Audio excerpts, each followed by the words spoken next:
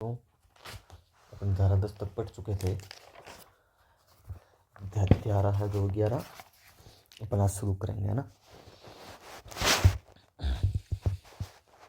तो देखो धारा 11 में क्या है। धारा 10 के अंदर अपने देखा था वार्ड की अवधारणा थी, ठीक है। और जिसके अंदर मुख्य बात ये थी कि जो वार्ड का सीमांकन है वो कहाँ से शुरू होगा, तो उत्तर पश्चिम कोण से शुरू होगा, ठीक है। ये अपने उसके अंदर पढ़ा था। और उसके बाद उसके अंदर अपने ये भी पढ़ा था कि जो आक्षेप अगर कोई लगाए जाते हैं तो वो 7 दिन के अंदर लगाने होंगे। तो ये 3 से लेकर अपने 10 तक पढ़ेगी। आज अपने 11 से 20 और उसके बाद 21 से फिर आगे पढ़ेंगे। देखो जितना हो सकता है आज कवर करेंगे। और साथ ही साथ इसके जो शॉर्ट नोट्स है वो हर चैप्टर होने के बाद, जैसे चैप्टर ये 2 चल रहा है तो 2 होने के अध्याय 2 होने के बाद इसके शॉर्ट नोट्स 2-3 पेज के अंदर वित्त धारा और मुख्य मुख्य जो बात है उसको लेकर अपन देख लेंगे, ठीक है।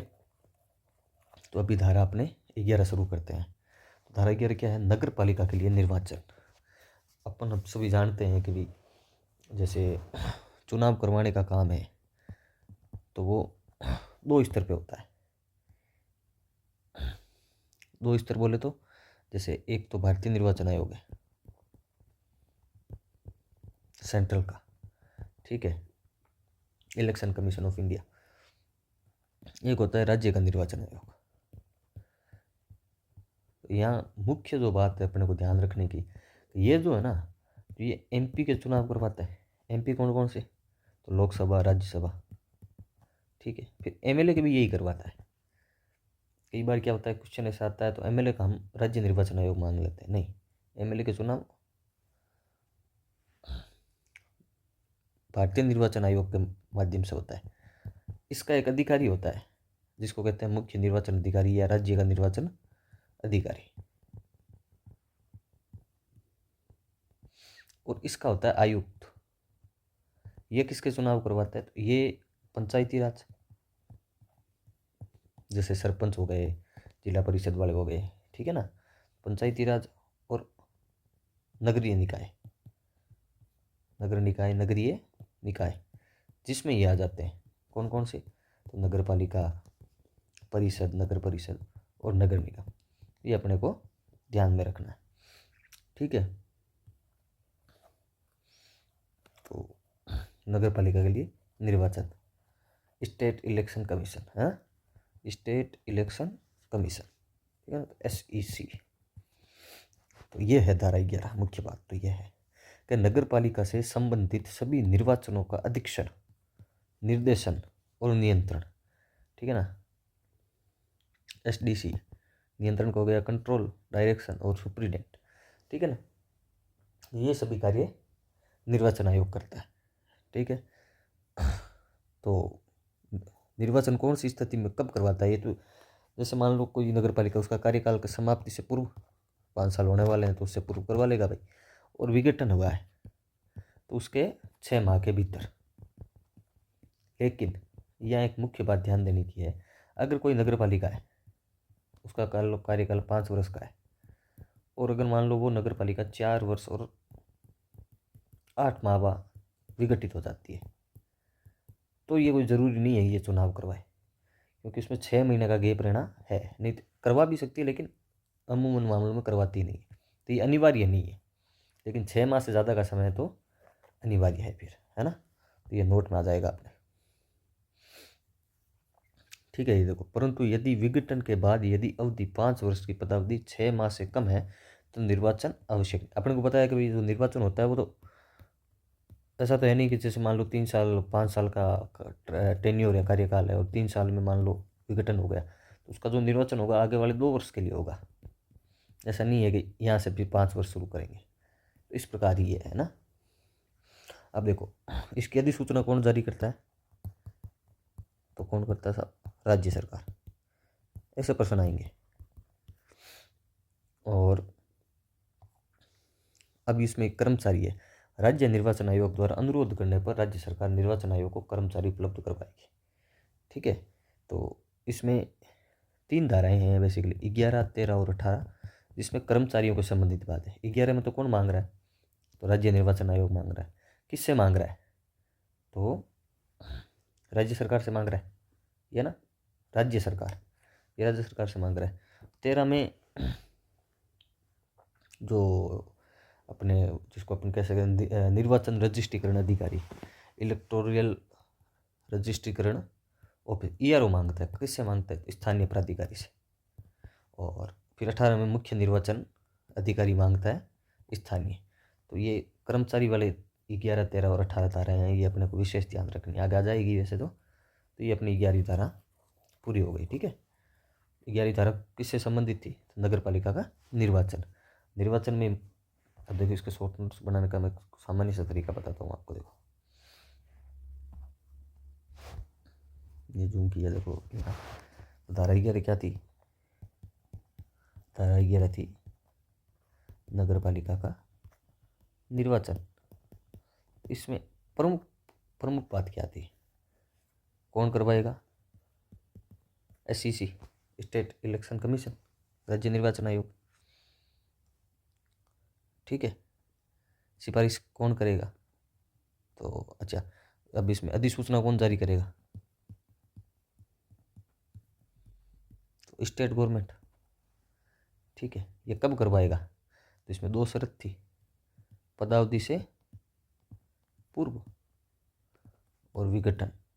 कोई विघटन हो जाता है 6 माह के भीतर हो जाता, लेकिन 6 माह से ज़्यादा कम समय तो वो करवा भी मतलब करवा नहीं सकती, या आवश्यक नहीं है, या जो शब्द यूज हुआ है वो आवश्यक, करवा सकती है लेकिन आवश्यक नहीं है सब, और अधिकतर मामलों में करवाती भी नहीं है।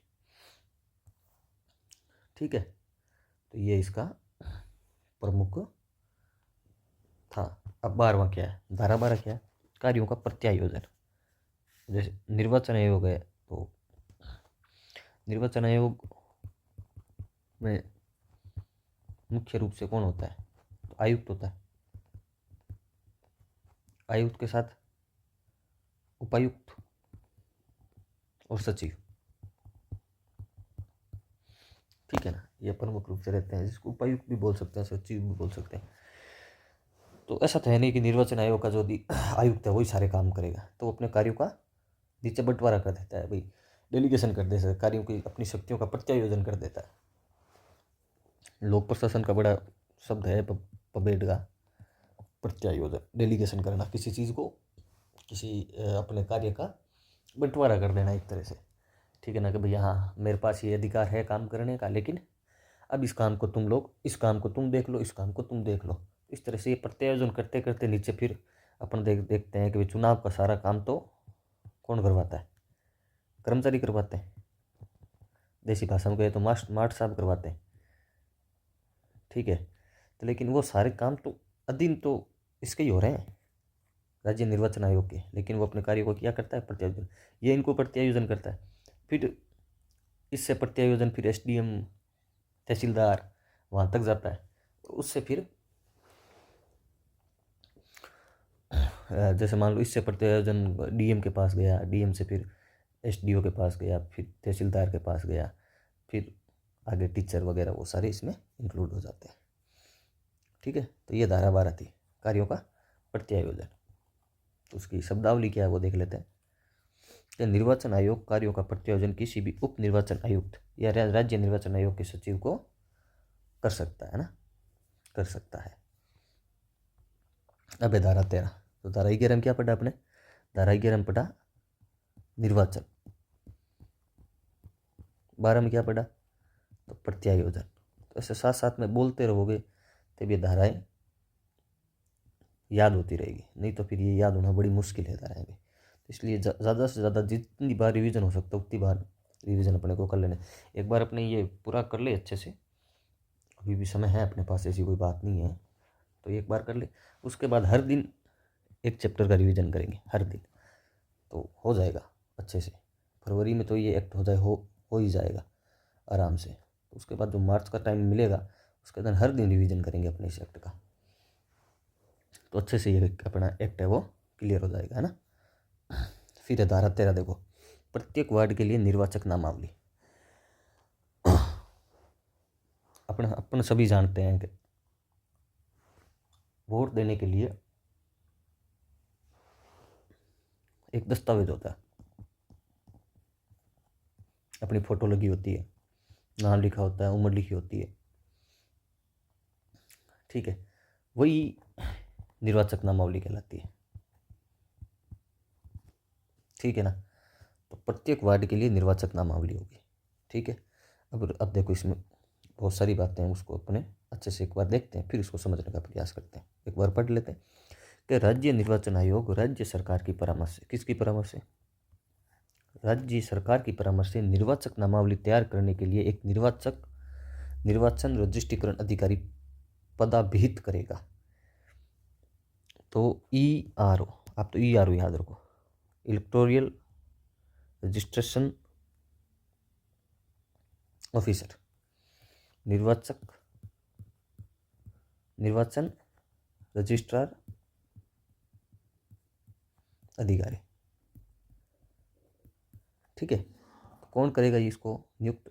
तो राज्य निर्वाचन आयोग करेगा। किसकी सिफारिश से करेगा? तो राज्य सरकार की सिफारिश से या परामर्श से, ठीक है। अब देखो मैंने आपको बताया था धारा 11 के अंदर कर्मचारी मांग रही है, देखो धारा 13 के अंदर भी कर्मचारी मांग रहा है ना। 11 के अंदर तो ये पड़ा कर्मचारी, और धारा 13 के अंदर भी कर्मचारी मांग रहा है। देखो निर्वाचक रजिस्ट्रीकरण अधिकारी की सहायता के लिए नहीं, ये देखो निर्वाचक रजिस्ट्रीकरण अधिकारी निर्वाचक नामावली तैयार करने के लिए अन्य व्यक्तियों को भी नियोजित कर सकता है, अन्य व्यक्तियों को भी साथ में ले सकता है। अभी अन्य व्यक्ति कौन होंगे? सरकारी कर्मचारी होंगे ना भाई। और तीसरा पॉइंट क्या है? तो निर्वाचक रजिस्ट्रीकरण अधिकारी की सहायता के लिए राज्य निर्वाचन आयोग एक या एक से अधिक व्यक्ति को सहायक निर्वाचक रजिस्ट्रीकरण अधिकारी नियुक्त कर सकेगा। इसमें दो बातें हैं। पहली तो लोकल अथॉरिटी से यह कर्मचारी ले सकता है, कौन? ERO। अगर ERO चाहता है कि भाई मेरे साथ भी एक दो आदमी रहे, तो वो कौन नियुक्त करेगा? निर्वाचन आयोग, ठीक है। सब ERO कह सकते हैं अपने, सहायक हो गया ना, सब ERO ये बनाएगा। तो ये बेसिकली क्या है, ERO तो SDM होता है, और सब ERO नायब तहसीलदार जैसे पद के जो व्यक्ति होते हैं वो होते हैं। अब देखो ये तो बात होगी, 3 बातें तो इसमें ये हो गई ऊपर वाली। कौन कौन सी? कि सब पहला तो एक ERO होगा। अब ERO होगा, वो अपने लिए जो अपनी वो तैयारी करेगा, क्या निर्वाचक नामावली की तैयारी करने के लिए कौन होगा? ERO। तो कर्मचारी मांग सकता है, और अपने एक या एक से अधिक सहायक ERO मांग सकता है। ऊपर वाली 3 बातें हो गई है। अब देखो क्या है कि धारा 14 के उपबंधों को ध्यान में रखते हुए प्रत्येक व्यक्ति जो योग्यता की तारीख 18 वर्ष से कम आयु का नहीं है तथा नगर पालिका के किसी वार्ड का मामूली तौर पर निवासी है, वह निर्वाचन नामावली में रजिस्ट्री होने का हकदार होगा। धारा 14 तो ये है, अयोग्यताएं हैं, ठीक है ना। तो इसको ध्यान में रखते हुए अगर कोई व्यक्ति, ये चीज़ें नहीं होनी चाहिए, इसका मतलब यही हुआ। धारा 14 के उपबंधों को ध्यान में रखते हुए, भाई अयोग्यताओं को ध्यान में रखते हुए अगर कोई ऐसा व्यक्ति है जो योग्यता रखता है, ठीक है, और जिसकी आयु 18 से कम नहीं है, ठीक है, और नगर पालिका के किसी भी वार्ड का मामूली तौर पर निवासी है, मामूली तौर पर निवासी, तो साहब इसकी क्या स्पष्ट परिभाषा है मामूली तौर पर निवासी की? तो अब इसको समझने के लिए क्या है कि अपने खुद पे ले लेते हैं। फॉर एग्जाम्पल, जैसे मान लो मैं A वार्ड की नगर पालिका का हूँ, मान लो ये नगर पालिका, जैसे मैं नगर पालिका में, मान लो मैं A नगर पालिका है उसका व्यक्ति हूँ, वहाँ मेरा नाम है, लेकिन मैं पढ़ने के लिए जयपुर चला गया, या मान लो बीकानेर मान लो आप, या कुछ भी मान लो, नागौर मान लो आप, ठीक है, नागौर की किसी भी नगर पालिका मान लो, मैं जयपुर चला गया, तो क्या जयपुर चला गया मैं पढ़ने के लिए। अब वहाँ मैं 2 वर्ष से रह रहा हूँ, जयपुर में 2 वर्ष से रह रहा हूँ। तो क्या यहाँ मैं इसकी निर्वाचक नामावली में ना लिखा सकता हूँ क्या? नहीं, नहीं लिखा सकता। ठीक है, लेकिन इसमें लिखा सकता हूँ। तो ये होता है मामूली तौर पे निवासी। दूसरा उदाहरण से समझ लेते हैं। अब मान लो कोई व्यक्ति है, बीकानेर का कोई व्यक्ति है। अब उसे मान लो कोई रोग वोग हो गया, भाई बीमार पड़ गया, गया अहमदाबाद। डॉक्टर साहब ने कहा साहब भर्ती रखना पड़ेगा। हमने कहा रखो भाई, इलाज ज़रूरी है, बचना ज़रूरी है। डॉक्टर साहब ने भर्ती रखा। 1 महीने 2 महीने ऐसे करते करते मान लो 3 साल से वो वहीं पर भर्ती है। तो क्या वो अहमदाबाद की नगर पालिका या नगर निगम का वोटर बन सकता है क्या? नहीं बन सकता, सीधी सी बात है। तो ये मामूली तौर पे निवासी, अपने को ये शब्द याद रखना है, मामूली तौर पे निवासी। वहाँ सीधा सीधा ये शब्द आएगा। उदाहरण आए तो अपने पे लेके देख लेना, हाँ भाई ऐसा हो सकता है क्या? तो हो तो सकता है क्योंकि फर्जीवाड़ा तो चलता ही है, लेकिन अपने को थोड़ा उस हिसाब से ही देखना है, ईमानदारी से, है ना। होता तो है ही है, फर्जी वोट तो पड़ते ही है भाई। ठीक है, ध्यान क्या रखना अपने को, मामूली तौर पर निवासी। तो ये अपनी बातें हो गई इसमें। ठीक है, तो कौन कौन सी ऊपर वाली 3 बातें क्या थी? तो साहब एक ईआर होगा, अपने को ये ध्यान रखना। निर्वाचक नामावली होगी, उसका एक ईआर। अब ईआर कर्मचारी व्यक्ति मांग सकता है अपने लिए सहायता के लिए, और election commission, state election commission है, वो उसकी सहायता के लिए एक या एक से अधिक सहायक ईआरओ की नियुक्ति कर सकता है। ठीक है, उसके बाद अपने ध्यान में रखा कि धारा 14 के जो उपबंध है, जिसके अंदर क्या है, तो सब अयोग्यता है। तो उस अयोग्यता को ध्यान में रखते हुए अगर कोई व्यक्ति योग्य है, उसकी आयु 18 वर्ष से प्लस है, मतलब 18 वर्ष से ज़्यादा है, या अपन कह सकते हैं 18 से कम नहीं है, और अगर उस वार्ड का, वो किसी वार्ड का मामूली तौर पे निवासी है, किसी वार्ड का मामूली तौर पे निवासी है, तो वो निर्वाचन नामावली में रजिस्ट्रीकरण होने का हकदार है। ये अपनी बात है। अब इसमें नोट में क्या है, तो सब 18 वर्ष आपने बता तो दिया। तो इस 18 वर्ष का रेशियो क्या होगा? तो साहब 18 वर्ष का रेशियो होगा अपने, क्या होगा, 1 जनवरी। जैसे मान लो 23 जनवरी को चुनाव है, तो 1 जनवरी को 18 का हुआ कि नहीं हुआ ये देखा जाएगा। ठीक है, जैसे मान लो 29 नवंबर को चुनाव है, मान लो आप, तो उसकी 1 जनवरी देखा जाएगा। ठीक है, तो अहर्ता उस वर्ष की प्रथम तारीख होगी, ये अपने को ध्यान में रखना है। ठीक है, अब देखो ये तो बेसिक बातें हैं कि एक व्यक्ति 2 वार्डों में नाम लिखा सकता है क्या? नहीं लिखा सकता। एक व्यक्ति 2 निर्वाचक नामावली में नाम लिखा सकता है क्या? नहीं लिखा सकता। तो ये प्रमुख बातें थी। ठीक है, तो अभी अपने कौन कौन सी धाराएँ पढ़ी? धारा 11 पढ़ी। क्या थी धारा 11? धारा 11 थी निर्वाचन। ठीक है, फिर वो काम का बंटवारा, फिर ईआरओ, मतलब ये निर्वाचक नामावली। अब अयोग्यताएँ कौन कौन सी है? तो वही सामान्य सी अयोग्यताएँ जो लगभग होती है। वो भारत का नागरिक नहीं है या विकर्चित है, लेकिन ये बात कौन कहेगा? सक्षम न्यायालय, कोर्ट कहेगा ना, तब माना जाएगा विकर्चित। आपके और मेरे कहने से नहीं हुआ। ठीक है, सी क्या है? निर्वाचन के संबंध में इसने भ्रष्टाचरण किया है, निर्वाचन के संबंध में इसने कोई भ्रष्टाचरण किया है, या फिर कोई ऐसा अपराध, ऐसे कोई अपराध से संबंधित है जो किसी विधि के उपबंधों के अधीन मतदान करने के लिए निरहित है, मतलब ऐसा कोई अपराध किया है, और उस अपराध की विधि ये कहती है कि ये मान लो ये अपराध किया है, ये अब जेल में है या कहीं और है, लेकिन इसका जो अपराध किया है तो इसको मतदान से वंचित रखा जा सकता है, तो वो उसके लिए अयोग्य होगा। समझ में आ गई बात? किसके लिए? निर्वाचक नामावली के लिए। ठीक है, अब निर्वाचक नामावली में नाम नहीं होगा तो वैसे ही वोट नहीं पड़ेगा। तो ये 3 बातें थी।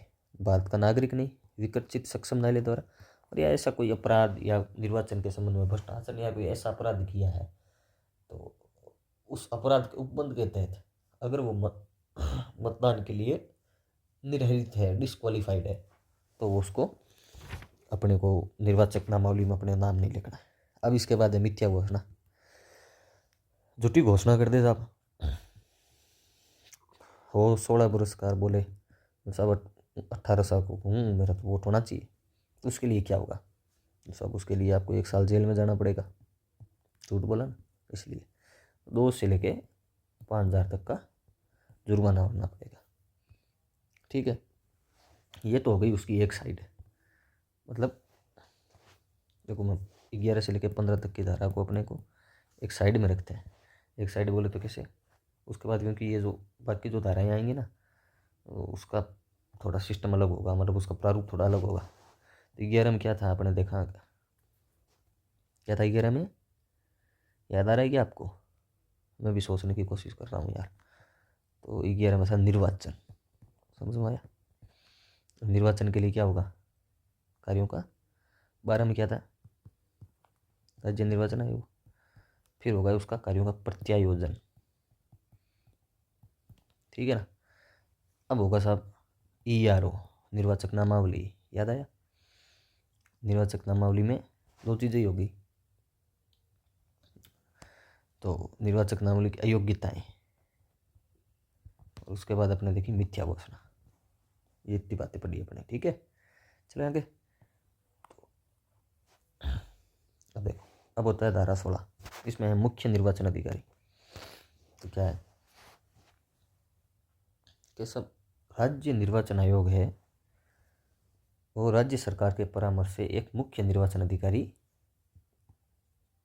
पदाभित करेगा, बनाएगा। ठीक है, उसके काम क्या होंगे, देखो राज्य निर्वाचन आयोग करेगा, परामर्श किसका लेगा, स्टेट गवर्नमेंट का। ठीक है, काम क्या है, निर्वाचक नामावलियों की तैयारी करना, उनका पुनरीक्षण करना और शुद्धि का पर्यवेक्षण करना। ठीक है, दूसरा निर्वाचनों का संचालन और पर्यवेक्षण। निर्वाचन का क्या है, संचालन और पर्यवेक्षण। तीसरा काम राज्य निर्वाचन आयोग द्वारा दिए गए निर्देशों का पालन करना। सामान्य सी बात है, लेकिन मुख्य याद क्या रखना, मुख्य निर्वाचन अधिकारी कौन बनेगा, तो राज्य निर्वाचन आयोग। किसके परामर्श से, तो स्टेट गवर्नमेंट के परामर्श से। अब मुख्य के बाद आ गया जिला, अपना देखते ही है, कलेक्टर होता ही है जिला निर्वाचन अधिकारी। तो क्या है कि राज्य निर्वाचन आयोग राज्य सरकार के परामर्श से एक जिला निर्वाचन अधिकारी करेगा, पदाभित, नाम याद रख लो, बनाएगा, सीधी सी बात है यार, क्या पदाभित। इसीलिए तो बात के संविधान के अंदर क्या है कि क्या ना क्या बात का जो संविधान या कानून है उसकी भाषा क्या है, जटिल है, हर एक व्यक्ति को समझ में नहीं आती, इसलिए वकील बनाए जाते हैं, वो इस भाषा को समझते हैं, अच्छे से समझते हैं, तो चलता है। इसीलिए मेरे को एक अंग्रेज था, उसका नाम नहीं पता मेरे को, उसने कहा था, उसका एक कोटेशन है बड़ा अच्छा, कि भारतीय संविधान वकीलों का स्वर्ग है। हालांकि मुझे व्यक्तिगत रूप से भी ये ठीक नहीं लगता कि भाई आप ऐसे ऐसे शब्द, पदाभित, ऐसे शब्द लिखो और फिर किसी को समझ में नहीं आए तो फिर कानून का मतलब क्या है। लेकिन ठीक है, वकील को आता है, इसलिए वकील अपने हिसाब से देखते हैं इसको, हर चीज़ का एक अलग महत्व होता है, वैसे इसमें इसका महत्व है। खैर, ये धारा 16 में पढ़ा अपने राज्य निर्वाचन, ये जिला। देखो इसमें मुख्य एक ही बात है जो आपको ध्यान रखनी है, ये तो ध्यान रखना ही है, जिला निर्वाचन अधिकारी। लेकिन वहाँ पे सीधा धारा से इससे क्वेश्चन आया तो ये आएगा, नहीं तो इससे क्वेश्चन सिर्फ ये किया सकता है, क्या एक जिले में एक से अधिक निर्वाचन अधिकारी हो सकते हैं क्या, जिला निर्वाचन अधिकारी तो हो सकते हैं।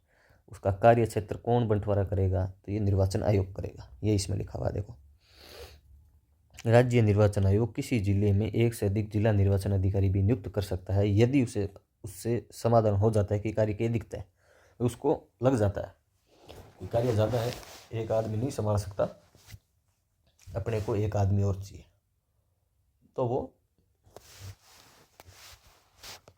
2 की भी नियुक्ति कर सकता है। किसी जिले में एक से अधिक जिला निर्वाचन अधिकारी नियुक्त किए जाए तो राज्य निर्वाचन आयोग आदेश द्वारा क्षेत्र व अधिकारिता स्पष्ट करेगा। आदेश देगा भाई तुम्हारा ये क्षेत्र है, तुम्हारा यह क्षेत्र है। जिला निर्वाचन अधिकारी राज्य निर्वाचन आयोग और मुख्य निर्वाचन अधिकारी द्वारा सौंपे गए कर्तव्यों का पालन करेगा। सामान्य सी बात है। सीमा उस क्षेत्र किस क्षेत्र में कौन करेगा, ये कौन तय करेगा? राज्य निर्वाचन आयोग है ना। और धारा 18 देखो 11 बताइए आपको, फिर 13, अब 18। इसमें भी कर्मचारी मांग रहा है। राज्य का प्रत्येक स्थानीय प्राधिकारी मुख्य निर्वाचन अधिकारी द्वारा अपेक्षित किए जाने पर निर्वाचक रजिस्ट्रीकरण अधिकारी को कर्मचारी बंद उपलब्ध करवाएगा। इसमें कौन मांग रहा है? मुख्य निर्वाचन अधिकारी अपेक्षित किए जाने पर निर्वाचन रजिस्ट्रेशन ईआरओ को कर्मचारी बंद उपलब्ध करवाएगा। ठीक है। प्राधिकारी का मतलब इसमें बताया है, देखो प्रत्येक स्थानीय प्राधिकारी मतलब लोकल अथॉरिटी, कोई भी संस्था या उपक्रम जो राज्य सरकार द्वारा स्थापित है, नियंत्रित है और वित्त पोषित है, ये होगा ये। अब सब जो कर्मचारी आएंगे वो कैसे होंगे? तो वो जितने भी कर्मचारी इसके अंदर काम करेंगे वो तो प्रतिनियुक्ति के आधार पर काम करेंगे, डेपुटेशन। ठीक है। अधिकारियों और कर्मचारी बंद स्टाफ को राज्य निर्वाचन आयोग में प्रतिनियुक्ति पर समझा जाना। निर्वाचन के संचालन के संबंध में नियुक्त स्टाफ राज्य निर्वाचन आयोग में प्रतिनियुक्ति पर समझा जाएगा। ठीक है। अब हो गया साहब निर्वाचक नामावलियों की तैयारी करने आदि से संबंधित पदीय कर्तव्यों का भंग या उल्लंघन। अब मान लो कोई कर्मचारी है, अपने देखो उस धारा के अंदर पढ़ा था, कोई व्यक्ति मिथ्या घोषणा, कौन सी धारा थी वो? मिथ्या घोषणा वाली धारा 15। ठीक है। अब इसमें कर्मचारी भी मान लो ऐसे कर देगा, आप लिख देंगे नाम, कोई दिक्कत नहीं है आपकी, तो आप तो बस मैं कहता हूँ वैसा काम कर दो। तो कर्मचारी के लिए उसके लिए 1 वर्ष की सजा थी, इसके लिए 3 माह से 2 वर्ष। कर्मचारी ये थोड़ी ज़्यादा हो गई, और वहाँ जुर्माना ज़्यादा था, वे पैसे ज़्यादा लग रहे थे, 2 से 5 हज़ार है ना, 2 से 5 हज़ार, और इसमें थे 1,000 से 2,000 पैसे। तो ये बात है। ठीक है। लेकिन कर्मचारी ने गलत काम किया है, इसकी शिकायत न्यायालय में करेंगे। न्यायालय इस शिकायत पर संज्ञान कब लेगा? जब ये शिकायत स्टेट इलेक्शन कमीशन ने की है या चीफ इलेक्शन ऑफिसर ने की है या फिर जिले वाले ने की है, जिला निर्वाचन अधिकारी, तभी संज्ञान लेंगे। ऐसा नहीं कि साहब अरे कोई जाके कह दिया कि नहीं कर्मचारी गलत कर रहा है तो संज्ञान में नहीं आएगा, ये बात है। ठीक है।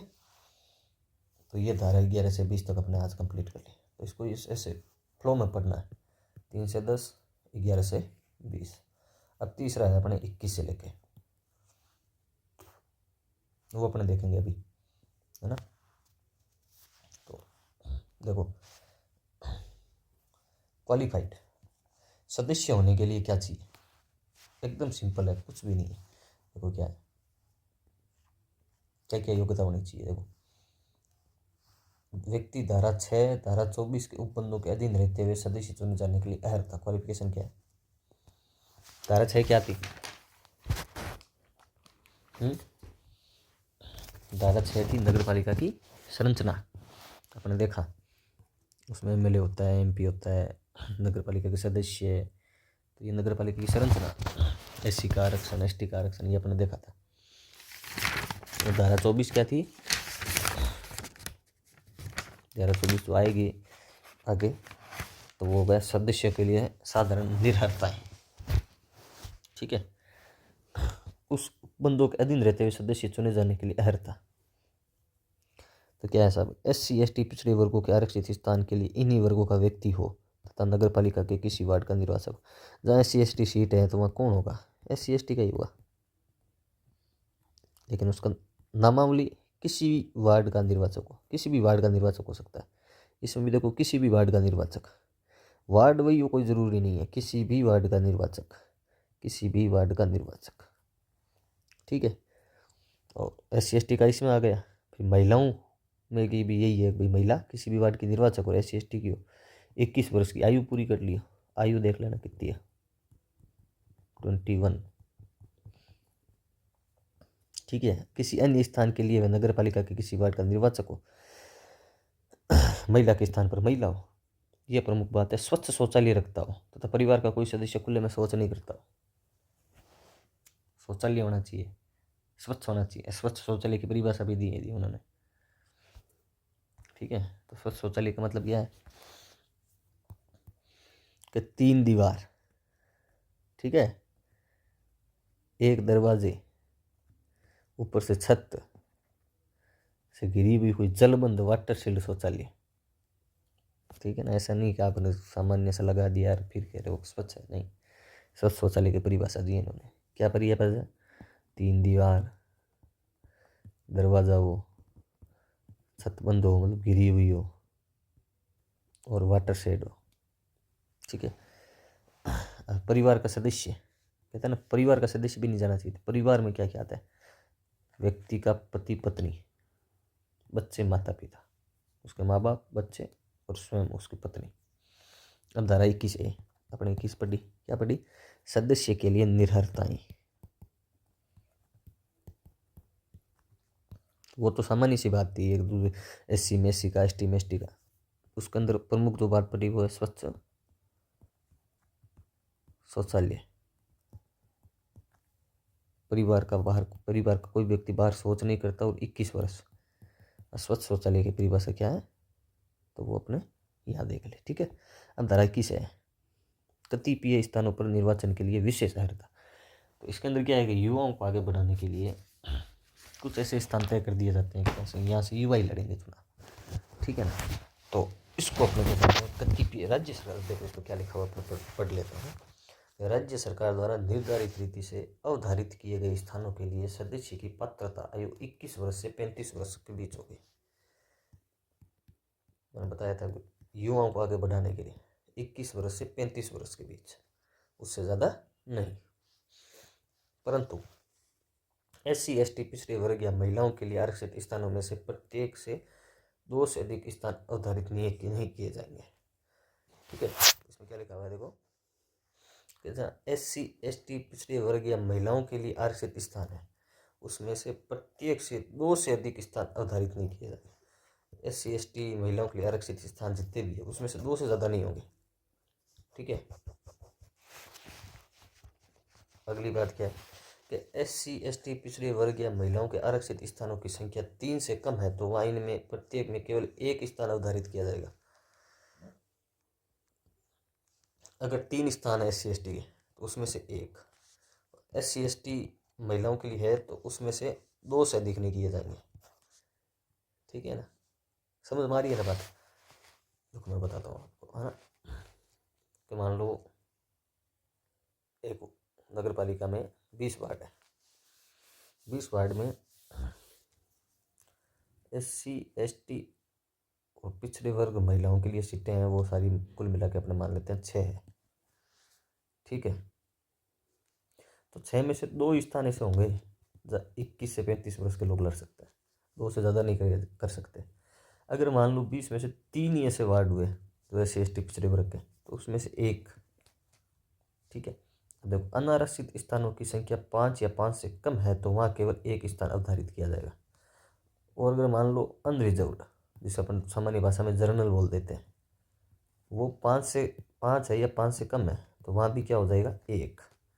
चौथा क्या है, यदि अनारक्षित सीटों की संख्या, इसमें लिखा हुआ है कि भाई यदि अनारक्षित सीटों की संख्या 5 से अधिक हो तो वहाँ 5 स्थानों के प्रत्येक खंड में से 1 स्थान अवधारित किया जाएगा और 5 से कम स्थानों को भाग को छोड़ दिया जाएगा।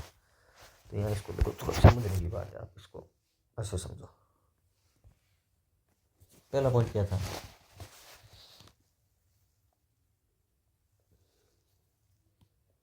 SC ST पिछड़े वर्ग, फीमेल और पिछड़े वर्ग। यहाँ अगर ऐसा कोई सिस्टम है, ये आरक्षित सीटें हैं मान लो इनके लिए, तो यहाँ स्थान कितने होंगे? 2। अगर इनकी संख्या 3 से कम है तो स्थान कितने हो जाएंगे? 1। अगर अनरिजर्व्ड या जर्नल सीट, अपने सामान्य भाषा में अपन जर्नल बोलते हैं ना, अनारक्षित, ये जर्नल सीट होती है। जर्नल सीट है वहाँ 5 से कम है जर्नल सीट किसी नगर पालिका, तो स्थान कितने हो जाएंगे? तो 1 हो जाएगा साहब। ठीक है। अब अगर मान लो किसी नगर पालिका में मान लो 23 वार्ड है, ठीक है, तो टोटल वार्ड मान लो आप 28 है, ठीक है, 28 वार्ड है, 28 में से 5 तो मान लो आप आरक्षित है, पीछे कितने बचे? General ward 23। अब इसके अंदर कितना होगा? तो सब 5-5 में जोड़ा जाएगा, तो 5 एकम 5, एक सीट यहाँ हो गई, 5 दूनी 10, दूसरी सीट यहाँ हो गई, 5 तिये 15, तीसरी सीट यहाँ हो गई 5 चौक 20, यहाँ हो गई, फिर 25 होगा तब 5 होगी ना, तो फिर इसमें कितनी सीट हो जाएगी? 4। समझ में आई बात आपको? क्या क्या बात थी सर? SC ST पिछड़े वर्ग महिलाओं में से 2 सीट, अगर SC ST की सीटों की संख्या 3 से कम है तो 1 सीट, अगर अनारक्षित सीटों की संख्या 5 से कम है तो 1 सीट, और अगर अनारक्षित बाकी मान लो, जैसे मान लो अनारक्षित सीटों की संख्या 5 से अधिक है तो 5 स्थानों के प्रत्येक खंड में 1 स्थान अवधारित किया जाएगा। ठीक है, तो 5 का अपना गुणनफल अपने को भाग दे के देख लेना था कितनी हो। सीधा से क्वेश्चन आ सकता है, मान लो ऐसा क्वेश्चन आ गया कि किसी नगर पालिका में वार्डों की, किसी भी नगर पालिका में अनारक्षित वार्डों की संख्या 43 है, तो किस अधिनियम के तहत या किस धारा के तहत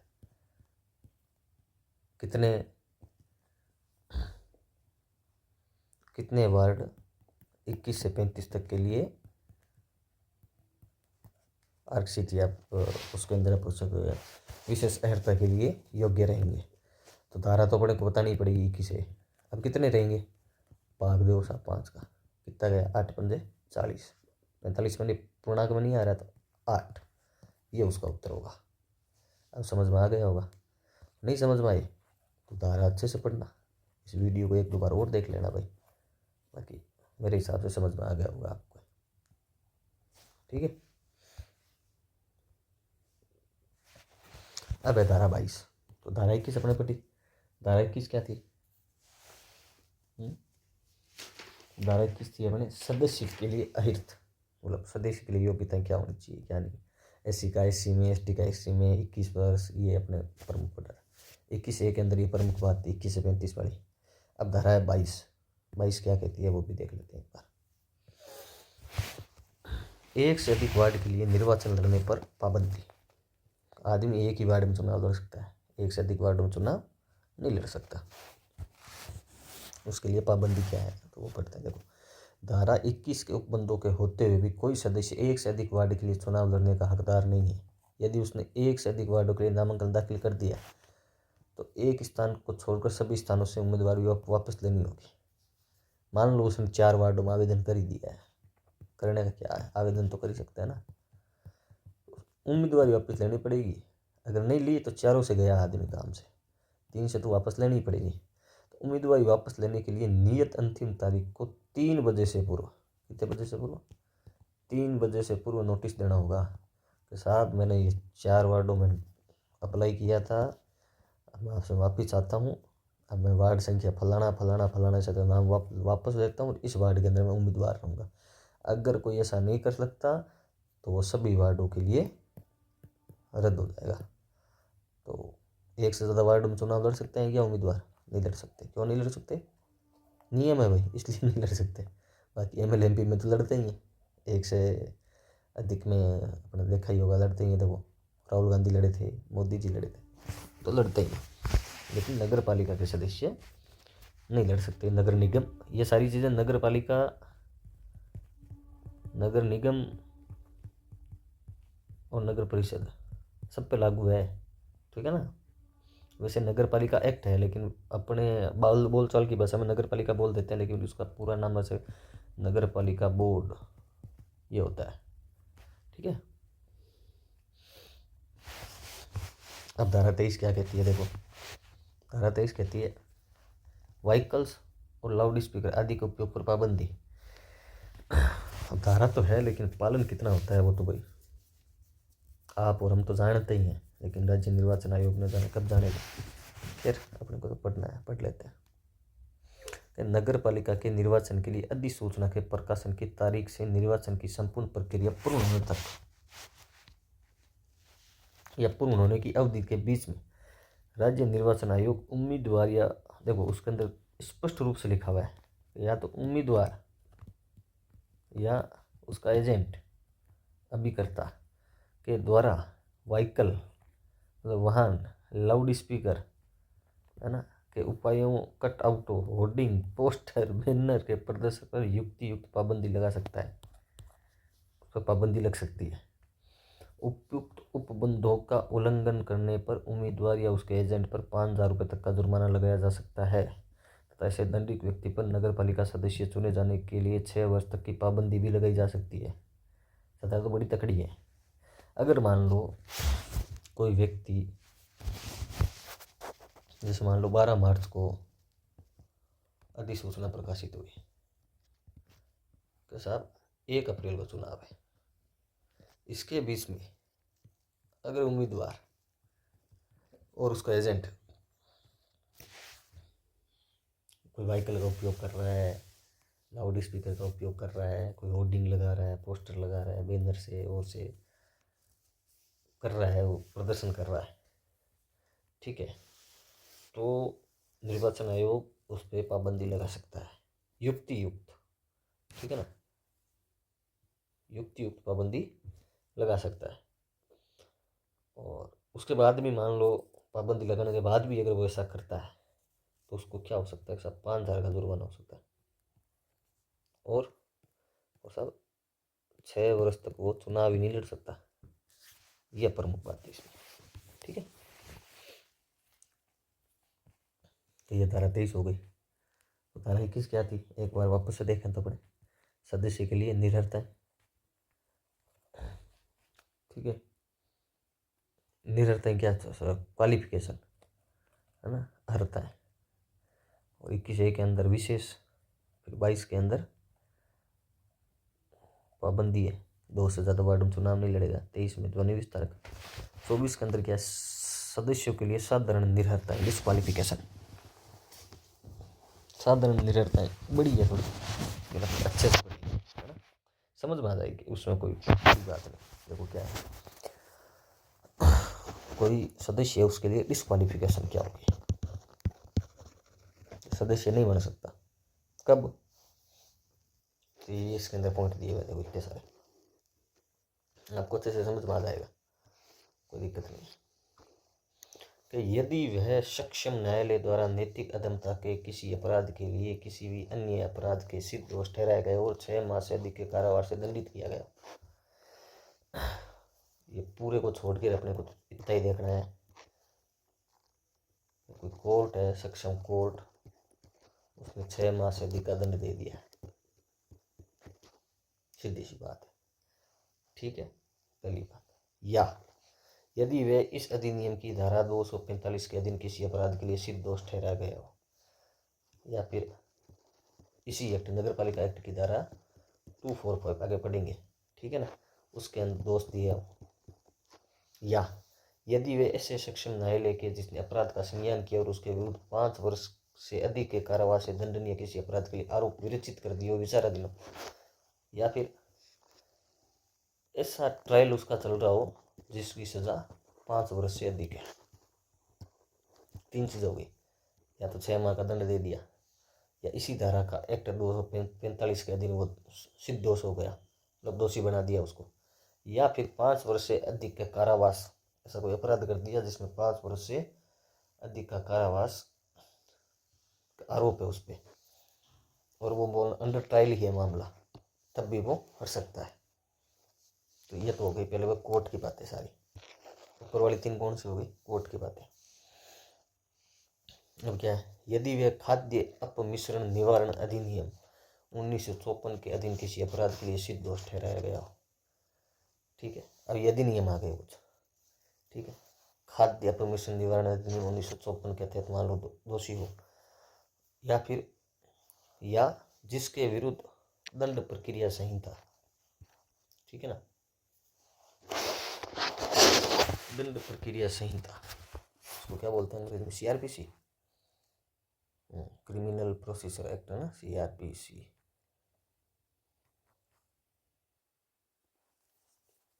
दंड प्रक्रिया संहिता 1973 की धारा 110 के अधीन कार्यवाही में उस संहिता की धारा 117 के अधीन कोई आदेश पारित कर दिया गया हो, ऐसा आदेश तत्पश्चात उल्टा नहीं गया हो। कुल मिलाकर अपने को ये याद रखना है, ऊपर वाले 3 हो गए, 6 माह का सजा, इस एक्ट की धारा के अंदर सजा 245 है ना, और ऐसी कोई सजा, ऐसा कोई आरोप जिससे 5 वर्ष से अधिक की सजा हो सकती हो, वो ट्रायल में चल रहा, ऊपर वाली 2 में सजा हो सकती है, नीचे वाले में ट्रायल। अब इसमें खाद्य का एक अधिनियम है, वो जो 1954 का है, उसके अंदर कोई दोषी हो, या फिर CRPC के तहत वो कोई किसी चीज़ के बाद कोई उसका दोषी हो। हालांकि ये टफ नहीं पूछते, यदि वे केंद्रीय या राज्य, ठीक है, ये 2 तो हो ही गए। अब यदि वे केंद्रीय या राज्य सरकार या किसी स्थानीय प्राधिकारी तथा अन्य प्राधिकारी की सेवा अवचार के कारण पदच्युत कर दिया गया हो, हटा दिया गया हो, ठीक है, या ऐसी वृत्ति व्यवसाय रह चुका हो जिसके किसी सक्षम प्राधिकारी के आदेश द्वारा इस व्यवसाय करने से विवर्जित कर दिया गया हो, तो सब कर्मचारी था उसे हटा दिया, किसके कारण, गलत आचरण अवचार के कारण, या फिर कोई सक्षम अथॉरिटी है, उसने कहा कि ये व्यवसाय है, ये ऐसी वृत्ति व्यवसाय है, तो उस व्यवसाय को जैसे मान लो व्यवसाय करने से विवर्जित कर दिया, ऐसा कोई व्यवसाय कर रहा हो जो सक्षम प्राधिकारी की नज़र के अंदर गलत है। यदि वे नगर पालिका की प्रधान शक्ति व्यवस्था के अंतर्गत कोई लाभ का पद धारण करता हो, यदि वे धारा 35 और 41 के अधीन निर्हित हो, या यदि वे राजस्थान विधानसभा के निर्वाचन के प्रयोजनों के लिए निर्हित हो, परंतु कोई व्यक्ति जिसने 21 वर्ष की आयु प्राप्त कर ली है इस खंड के अधीन इस आधार पर निर्हित नहीं होगा कि वे 25 वर्ष से कम आयु का है। ठीक है ना, इसमें है कि भाई तो विधानसभा के चुनाव होते हैं, उसके लिए वो मान लो निर्हित हो, सदस्य नहीं बन सकता, लेकिन उसके अंदर ये आधार नहीं होना चाहिए कि वो साहब 25 वर्ष से कम है। बाकी जो आधार होंगे वो तो इसमें भी चलेंगे, लेकिन ये 25 वर्ष से कम वाला नहीं चलेगा। यदि वे केंद्रीय या किसी राज्य सरकार या किसी स्थानीय लोकल अथॉरिटी के अधीन कोई वेतनीय या अंशकालिक नियुक्ति धारण करता हो, संविदा पे लगा हुआ हो, ठीक है, यदि वे किसी विश्वविद्यालय, किसी निगम, निकाय, उद्यम, सहकारी सोसाइटी जो राज्य सरकार द्वारा नियंत्रित या पूर्णतः अंशतः वित्त पोषित हो के अधीन कोई वेतनिक या अंशकालिक नियुक्ति धारण करता हो, ये भी वही है, इसके अंदर सरकार आ गई, इसमें विश्वविद्यालय, नगर निकाय ऐसा करके दिवालिया हो, सक्षम न्यायालय द्वारा विकर्षित हो, यदि वे नगर पालिका के साथ किसी भी संविदा या नियोजन में या स्वयं के उसके परिवार का सदस्य, भागीदार, नियोजक, कर्मचारी के माध्यम से प्रत्यक्ष या अप्रत्यक्ष कोई सहायता रखता हो, कुल मिलाते के सब कोई ठेके लेता हो, सीधी बात यही है।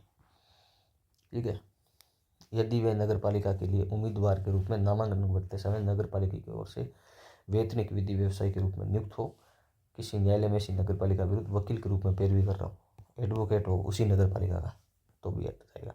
यदि उसके 2 से अधिक संतान हैं, तो ये संतान वाला सिस्टम क्या है, 27/11/1995 के बाद अगर मान लो उसके 2 से अधिक संतान है तो वो नहीं रह सकता।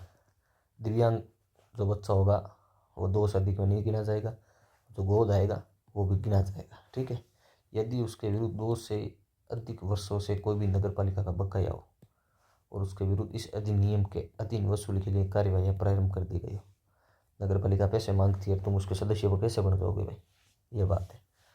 फिर है कि यदि उसे सक्षम न्यायालय द्वारा ऐसे किसी अपराध के लिए सिद्ध दोष ठहराया गया हो जिसमें नगर पालिका की संपत्ति या निधि का गबन हुआ हो या दुर्विनियोग हुआ, तो ये उसकी निर्भरताएं हैं, इस आधार पर हटाया जा सकता है। ठीक है, एक नंबर है ना, इससे ये भी एक सामान्य चीज़ें हैं। तो इसके अंदर अपन वैसे देखें ना तो ऐसा हो सकता है, अभी कर्मचारी नहीं होना चाहिए, और कोर्ट वाला ये महत्वपूर्ण है, अंडर ट्रायल 5 वर्ष और 6 माह की सज़ा। ठीक है, उसके बाद महत्वपूर्ण की बात करें तो अपने ये 2 बच्चों वाला भी है, दिव्यांग इसमें नहीं आएगा, और ठेके स्वयं का परिवार का किसी भी प्रकार का नहीं है, बाकी आपको सामान्य से पता चल जाएगा। अब सब मतदान का अधिकार किस किस को होगा किसको नहीं होगा वो देख लेते हैं। धारा 25, किसी वार्ड की निर्वाचक नामावली में रजिस्ट्रीकृत व्यक्ति उस वार्ड में मत देने का हकदार होगा। ठीक बात है। धारा 14 में विद्यमान निरर्हता वाला व्यक्ति किसी भी वार्ड में मत नहीं देगा। धारा 14 क्या थी अपने पता, 15 के अंदर मिथ्या घोषणा थी और 14 के अंदर अपने पढ़ा कि ये जो रजिस्टर करने के लिए अयोग्यता है कौन कौन सी थी, सब वो भारत का नागरिक नहीं है, विकृत है, ठीक है, भ्रष्ट आचरण किया हुआ है या सक्षम नहीं अथवा ऐसा कोई अपराध किया हुआ है जिसके तहत उसको मतदान से वंचित रखा जा सकता है। ठीक है, तो एक से अधिक वार्डों में मत नहीं देगा, अन्यथा मत शून्य हो जाएगा। अगर एक व्यक्ति एक से अधिक वार्डों में मत देता है उसका मत क्या होता है, शून्य माना जाएगा। ठीक है, यदि निर्वाचक नामावली में एक से अधिक बार रजिस्ट्री करता है तब भी एक से ज़्यादा मत नहीं देगा, अन्यथा सभी मत शून्य माने जाएंगे। निर्वाचक नामावली में भी मान लो एक से ज़्यादा बार रजिस्ट्री करता है तब भी वो मत नहीं दे सकता, नहीं तो वो शून्य माने जाएंगे। मत नहीं देगा यदि वह, अब कौन सा आदमी मत नहीं देगा, यदि वह दंडादेश के अधीन है, कारागार में परिरुद्ध है, पुलिस की विधिपूर्ण अभिरक्षा है, तो मत देने का अधिकार नहीं होगा इसको। और नोट निवारक निरोध पर लागू नहीं होगा। ये जो नियम है निवारक निरोध पर लागू, डिटेन कर लेते हैं ना, उस पर लागू नहीं होगा। अब धारा 26 क्या कहती है, निर्वाचन में मत देने की रीति। क्या है निर्वाचन में मत देने की रीति,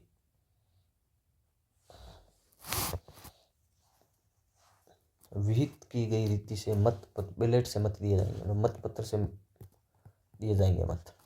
कोई भी मत प्रोक्सी के माध्यम से नहीं दिया जाए। प्रोक्सी का मतलब हो गया जैसे क्लास के अंदर अटेंडेंस होती है ना, ए बोला यस सर तो सब आ गया, बी नहीं बोला अब्सेंट है नहीं आया, तो ऐसे मत नहीं होंगे, मत पत्र से होंगे। ठीक है, प्रत्येक निर्वाचक का एक मत होगा और वह एक ही उम्मीदवार को मत दे सकता है। मत देने के लिए अभिलेखित करने के लिए मतदान मशीनों का प्रयोग किया जा सकता है। ईवीएम धारा 26 के तहत ही उपयोग में लाई जा रही है। ठीक है ना। अब धारा 27 क्या है, आकस्मिक रिक्तियां किस प्रकार भरी जाएगी। ये पहले भी बताया हुआ है, किसी सदस्य के पद पर समय व्यतीत हो जाने के अलावा कोई आकस्मिक रिक्तियां यथाशीघ्र उपनिर्वाचन के द्वारा भरी जाएगी। समय नहीं है, यथाशीघ्र भरी जाएगी। ठीक है, उपनिर्वाचन में निर्वाचित कोई सदस्य नगरपालिका की बची हुई पदावधि के समय के लिए पद धारण करेगा, सामान्य सी बात है। फिर किसी निर्वाचित सदस्य की मृत्यु, पदत्याग, हटाए जाने के कोई रिक्ति हो तो SC ST पिछड़े वर्ग की महिला के लिए आरक्षित स्थान है तो इन्हीं वर्ग का सदस्य होगा। और जहाँ कोई रिक्ति सदस्य की पदावधि समाप्त होने के 6 माह पहले होती है तो वह राज्य सरकार निर्देश दे सकती है कि रिक्ति को अगले सामान्य निर्वाचन तक न भरा जाए। तो ये बात तो अपने पहले भी बहुत बार कर चुके हैं, तो ये सामान्य सी बात है। मैंने याद धारा 27 याद रखने की, आकस्मिक रिक्तियाँ किस प्रकार भरी है। 28 क्या है, निर्वाचन अपराध क्या है। तो MLA MP के जो होते हैं ना, लोक प्रतिनिधित्व अधिनियम 1951 के उपबंध प्रभावी होंगे। इसके जो अपराध है वो भी इसमें ही माने जाएंगे। और यदि कोई उम्मीदवार मिथ्या सूचना देता है तो 6 मास तक की कार्रवाई है, जुर्माना दोनों से दंडनीय होगा। इसके तो प्रभाव जैसे मालूम भाई, लोक प्रतिनिधि अधिनियम 1951 के तहत जो अपराध है ना निर्वाचन के संबंध में, वो सारे अपराध इसके अंदर है। और साथ में क्या है, अगर कोई मिथ्या घोषणा करता है तो 6 मास तक का कारावास और जुर्माना, फिर दोनों दंडनीय अपराध है। ठीक है, ये धारा 28।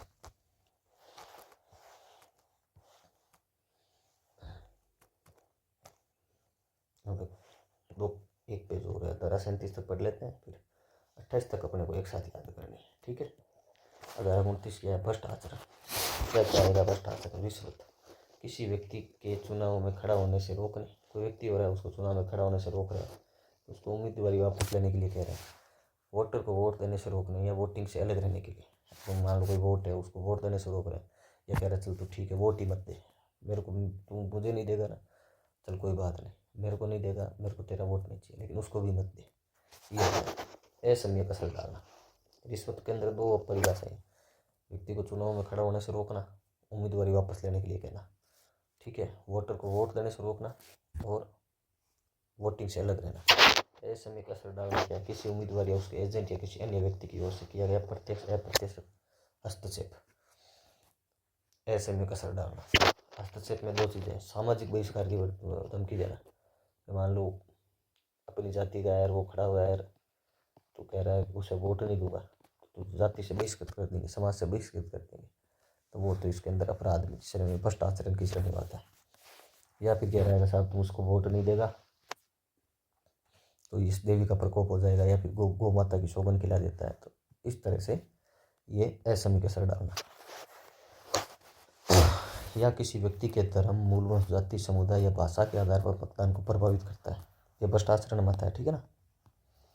फिर निर्वाचन पर प्रतिकूल प्रभाव डालने के लिए धर्म, मूल, वंश, जाति, समुदाय और भाषा के आधार पर शत्रुता या भावना फैलाना। फिर है सती प्रथा प्रचार, उसका गौरवान्वयन करना। किसी उम्मीदवारी के लिए मिथ्या तथ्यों को प्रकाशन करना। ठीक है। सती प्रथा की भावना का गौरव, सती प्रथा तो बहुत बढ़िया हुआ करती थी, ऐसा नहीं कर सकते। धर्म, वंश, मूल, वंश, जाति, समुदाय के आधार पर शत्रुता का भाव फैला रहे तो वो भी भ्रष्ट आचरण पे होगा।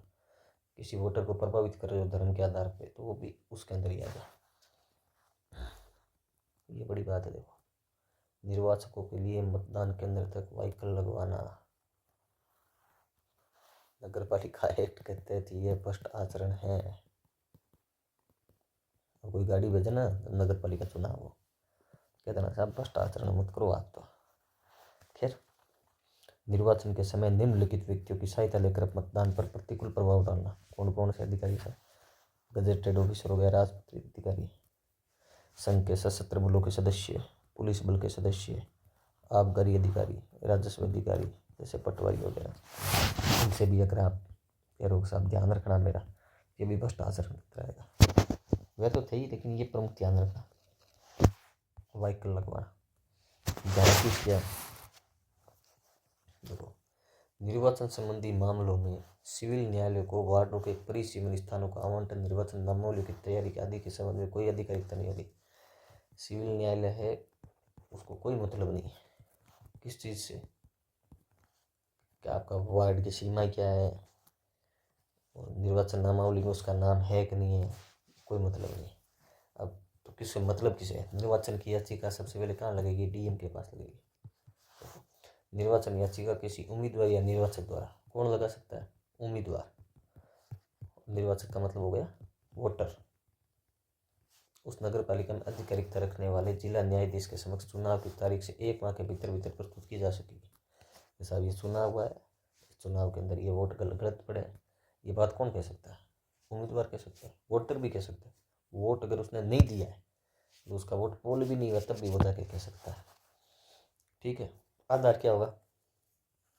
जैसा निर्वाचित उम्मीदवार है वो गलत था, निर्हित था, धारा 29 के तहत भ्रष्ट आचरण किया। भ्रष्ट आचरण में आपने देखा ही है साहब, व्हीकल का प्रयोग किया था। इसका आधार पर तो सारी बात चली जानी चाहिए। नामांकन अनुचित रूप से खारिज कर दिया गया।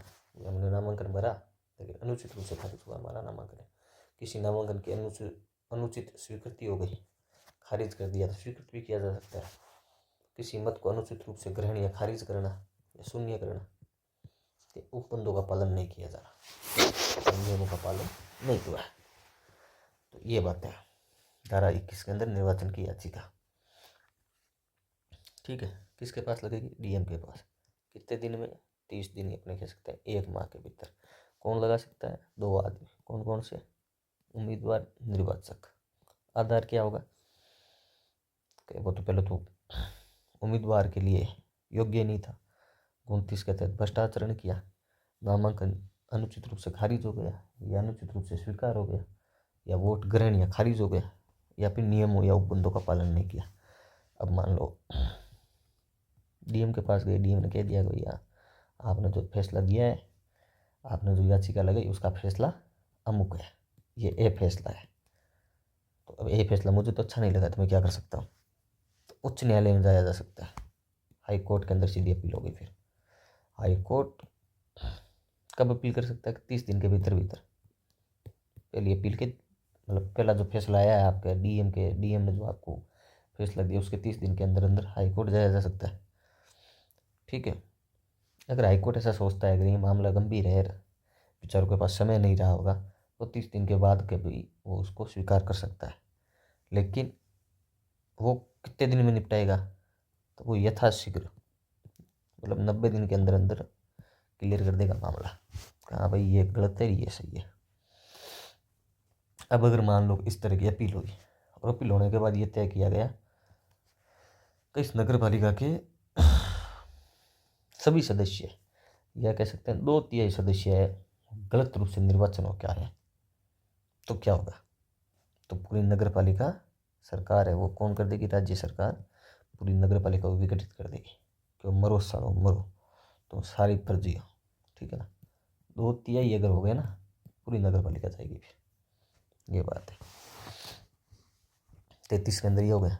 34 के अंदर क्या है, तो आदेश और निर्णयों विनिश्चय की अनियमितता, मतलब जिला न्यायाधीश का निर्णय यदि अपील नहीं की गई हो तो अपील का उच्च न्यायालय का निर्णय अंतिम होगा। देखो, जिला न्यायाधीश का निर्णय यदि अपील नहीं की गई हो तो अपील का उच्च, मतलब अंतिम तक क्या है, तो हाई कोर्ट का ऑर्डर है वो अंतिम होगा।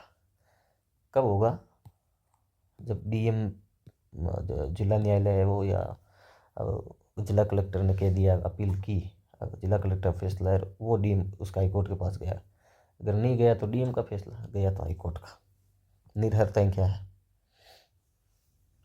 सदस्य के लिए, धारा 29 में वर्णित भ्रष्टाचार, धारा 28 में वर्णित निर्वाचन संबंधी अपराध। ठीक है, तो ये निर्भरताएं हैं सदस्य के लिए। और निर्भरता की अगर बता दिया, डिस्क्वालिफिकेशन कर दिया, तो उसकी अवधि कितनी होगी, 6 वर्ष तक वो कोई चुनाव नहीं कर सकता। निर्भरता है क्या, कौन कौन सी, धारा 29 क्या थी, देखो एक बार वापस देख लेते हैं अपने। ये पूरी रिश्वत, असमय असर डालना, ठीक है ना, व्हीकल लगाना, मिथ्या प्रचार का, सती प्रथा, राजपत्रित अधिकारी, ये सब पढ़े। और धारा 28 क्या है, लोक प्रतिनिधि अधिनियम 1951, या 6 माह वाला कारावास वाला। ठीक है ना, इसके अंदर इसको सदस्य हुए हटाया जा सकता है या फिर इसको डिस्क्वालीफाई किया जा सकता है। अब है निर्भरता का हटाया जाना या उसकी काल अवधि में कम करना। राज्य निर्वाचन आयोग धारा 35 की निर्भरता को हटा सकता है तथा निर्भरता की अवधि कम भी कर सकता है। 35 के अंदर सिर्फ ये 28 की धारा को हटा सकता है, 29 की नहीं हटा सकता। ठीक है ना, इसकी अवधि भी कम कर सकता है। कौन कर सकता है, राज्य निर्वाचन आयोग। इसमें धारा 28 की जो है ना निर्वाचन संबंधी अपराध, उसके अंदर ये तो संशोधन कर सकता है, 29 में नहीं, 29 वाले नहीं कर सकता, ये ध्यान रखना आपको। अब धारा 37 क्या है, पद की शपथ। ठीक है, पद की शपथ, अध्यक्ष व सदस्य कार्य ग्रहण करने से पूर्व राज्य सरकार द्वारा प्राधिकृत किसी अधिकारी के समक्ष शपथ लेंगे। राज्य सरकार को एक अधिकारी बना देगा, उसके समक्ष शपथ लेंगे। यदि 1 माह के भीतर शपथ नहीं ली जाती है तो ये माना जाएगा कि उसने अपना स्थान रिक्त कर दिया। शपथ किसके साथ लेगा, किसके सामने लेगा, तो राज्य सरकार कहेगी भाई ये मेरा प्राधिकृत अधिकारी है, इसके सामने 1 माह के अंदर अंदर शपथ लेनी पड़ेगी। अगर नहीं लिया तो सदस्य नहीं रहेगा, या शून्य समझा जाएगा। तो ये हो गई धारा 37 तक अपन पढ़ लिया आज। उसके शॉर्ट नोट्स है वो भी मैं आपको कल, जहाँ तक है मैंने 3 से 10 तक के बना लिए, 11 से 21 तक या 20 तक के भी बना लिए। अभी 21 से 37 तक के कल करके फिर अपने 3 से 10 और 21 से 37 तीनों एक बार आधे घंटे में वापस रिवीजन कर लेंगे, तो अपना अच्छे से रिवीजन हो जाएगा। ठीक है दोस्तों।